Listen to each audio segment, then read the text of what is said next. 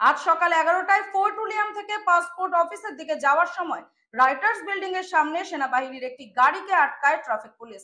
পুলিশের অভিযোগ, গাড়িটি বিপজ্জনকভাবে যাচ্ছিল, ট্রাফিক নিয়ম ভেঙেছে সেনা গাড়ি। অভিযোগ ভিত্তিহীন, দাবি সেনার। আজ সকাল 11টায় ফোর্ট উইলিয়াম থেকে পাসপোর্ট অফিসের দিকে যাচ্ছিল সেনাবাহিনীর একটি গাড়ি। রাইটার্স বিল্ডিং এর সামনে হেয়ার স্ট্রিট থানার ট্রাফিক পুলিশ সেটি আটকায়। কারণ হিসেবে পুলিশ জানিয়েছে, গাড়িটি বিপজ্জনকভাবে ডান দিকে ঘুরে ট্রাফিক নিয়ম ভেঙেছে। ঘটনার সময় সেনা গাড়িটির পেছনেই ছিল পুলিশ কমিশনারের কনভয়, যা সেনাবাহিনী জানতই না। সেনাবাহিনীর দাবি, গাড়িটি ওভার স্পিডে ছিল না। অভিযোগ ভিত্তিহীন। ঘটনার খবর থানায় পৌঁছেছে, সিসিটিভি ফুটেজ সংগ্রহ করা হয়েছে। তবে গাড়িটি এখনো রাইটার্স বিল্ডিং এর সামনে দাঁড়িয়ে থাকায় যান চলাচল বিঘ্ন ঘটেছে।